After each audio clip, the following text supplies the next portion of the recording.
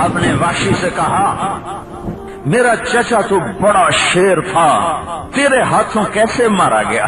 وہ کہنے لگا یا رسول اللہ حمزہ کو تو میں سوتے میں بھی وار نہیں، اتنا اس کا روب تھا، مجھے تو یہ کہا گیا تھا قد كفاني علم ربي من سؤالي واختياري فدعائي میں یہ کہہ رہا ہوں اللہ کے سامنے جھکو، اللہ کے سامنے جھکو، حضرت محمد صلی اللہ علیہ وسلم کی پاک زندگی اپنا لو اپنا لو اپنا لو، اس سے بڑا پہلے محسن لاؤ پھر اس کے خلاف چلو، اس سے بڑا کوئی احسان کرنے والا لاؤ پھر اس کے خلاف چلو، اس کی زندگی سے زیادہ روشن کوئی زندگی دکھاؤ پھر اس کے خلاف چلو، اس سے بڑا ہمدرد، اس سے بڑا مہربان، اس سے بڑا رونے والا، اس سے بڑا آنسو بہانے والا، اس سے بڑا خیر خواہ، اس سے بڑا درد مند، اس سے بڑا تڑپنے والا، اس سے زیادہ رونے والا مجھے کوئی ماں دکھاؤ، کوئی باپ دکھاؤ، کوئی مفکر دکھاؤ، کوئی دانشور دکھاؤ،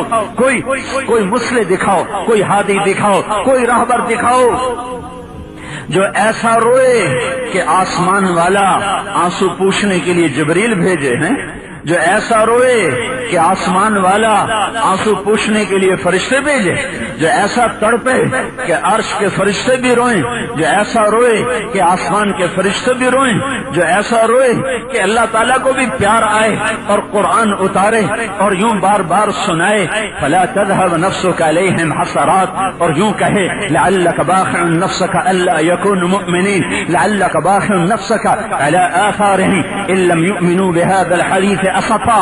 میرا نبی اتنا تو نہ رو کہ تو خود ہی مر جائے، اتنا تو نہ رو کہ تیری اپنی جان چلی جائے، اتنا تو نہ رو کہ تو آہیں بھرتا بھرتا مر جائے، ان کے غم میں ایسا تو ہلکان نہ ہو کہ تیری اپنی جان چلی جائے۔ ایسا کوئی درد مند دکھاؤ، ایسا کوئی غم والا دکھاؤ جو ایک آدمی کے لیے رویا بھی ہے، تڑپا بھی ہے، بے قرار بھی ہے کہ یہ جہنم سے بچ کے جنت میں جانے والے بن جائیں، جو کافروں کے لیے رویا ہو امت کے لیے کتنا رویا ہوگا۔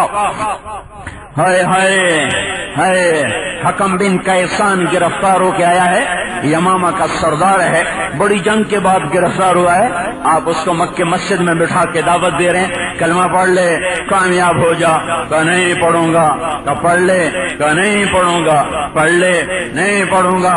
عمر پیچھے سے بولے یا رسول اللہ یہ ایمان نہیں لائے گا، مجھے اجازت دیں میں گردن اڑاؤں جائے جہنم میں۔ آپ نے کہا حکم پڑھ لے، حکم پڑھ لے۔ اس کی اتنی محنت کی کہ اس نے کلمہ پڑھ لیا۔ جب اس نے کلمہ پڑھا تو آپ نے عمر کو دیکھ کر کہا تیری مان تو یہ جہنم میں چلا جاتا ہے۔ چچا کا قاتل کون چچا؟ کون چچا؟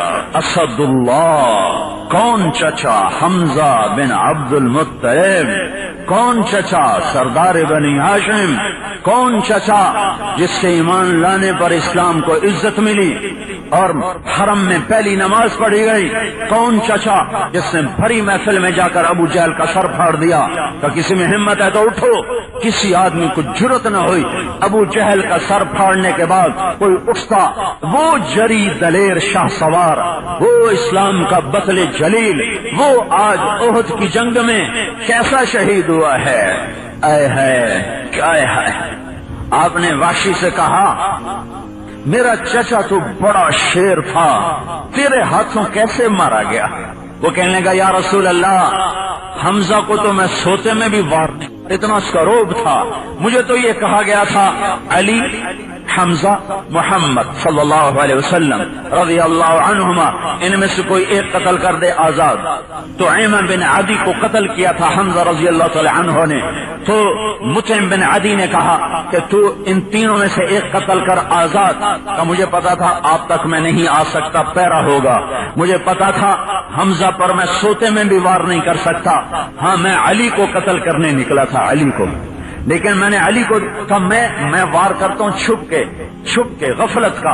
میں نے دیکھا علی کو، اس پہ وار نہیں ہو سکتا تھا کیونکہ وہ چاروں طرف اس جیسے تلوار گھومتی تھی ویسے نظر گھومتی تھی، وہ غافل نہیں تھے، ان کی تلوار کے ساتھ ان کی نظر بھی گھومتی تھی، تو میں نے کہا اس پر بھی میرا وار نہیں چل سکتا۔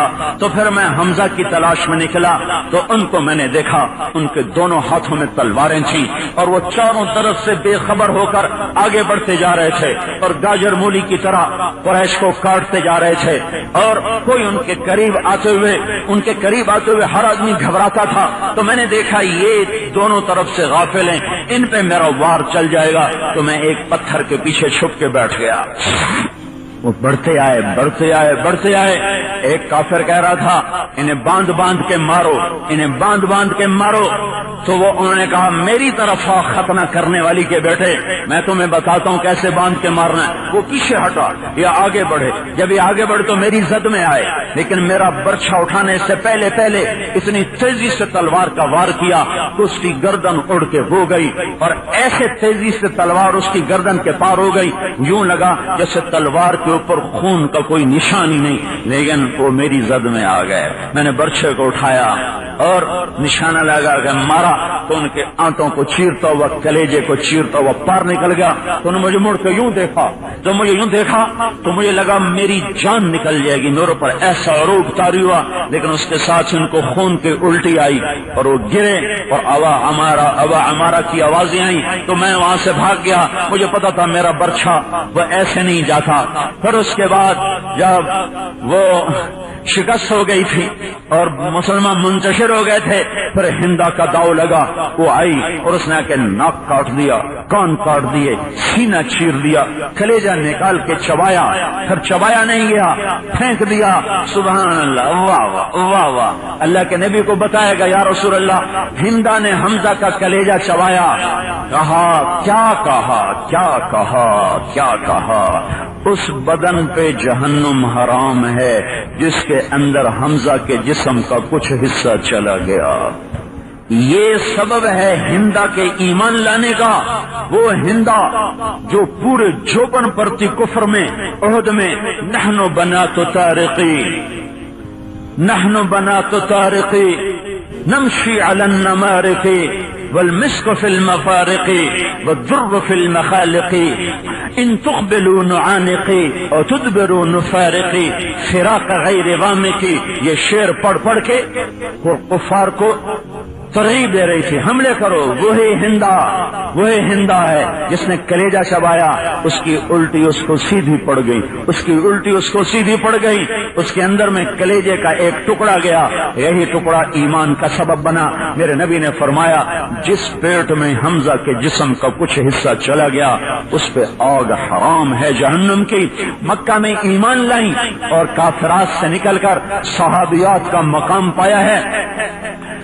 آپ نے کہا حمزہ کدھر ہے؟ جنگ ختم ہوئی، حمزہ کدھر ہے؟ ایک آدمی نے آ کر بتایا جی وہ کیکر کے نیچے ہیں، آپ خود چل کے ملاحظہ فرمائیں۔ آ کے دیکھا کلیجہ چیرا ہوا، چبایا ہوا، سینہ چیرا ہوا، ناک کٹا ہوا، کان کٹے ہوئے، تو آپ ہچکیوں کے ساتھ روئے اور پھوٹ پھوٹ کے روئے، اور ایسا روئے کہ کبھی ایسا رونا نہیں روئے۔ اللہ نے آسمان سے جبریل اتارا کہ میرے حبیب نہ رو، میں نے حمزہ کو عرشوں پہ لکھا ہے، حمزہ اسد اللہ و اسد رسولہ۔ پھر آپ خاموش ہوئے، پھر آپ نے حمزہ پہ 70 دفعہ جنازہ پڑھایا، 70 دفعہ جنازے آتے تھے، پڑھ کے اٹھا دیے جاتے تھے، حمزہ کا جنازہ پڑا رہتا تھا، 70 مرتبہ نماز جنازہ پڑھی۔ اور پھر جب مدینے میں تشریف لائے تو آل ہاشم تو تھے نہیں، آل رسول تو مہاجر بن کے مدینے میں نہیں آئے تھے، حمزہ تھے، علی تھے، عقیل تھے، بس سارا خاندان تو مکے میں تھا۔ جب آپ مدینے میں پہنچے تو گھر گھر سے، گلیوں میں سے رونے کی آوازیں آئیں، چونکہ 70 میں سے صرف 4 ہیں مہاجر شہید ہوئے، باقی سارے انصار شہید ہوئے تھے۔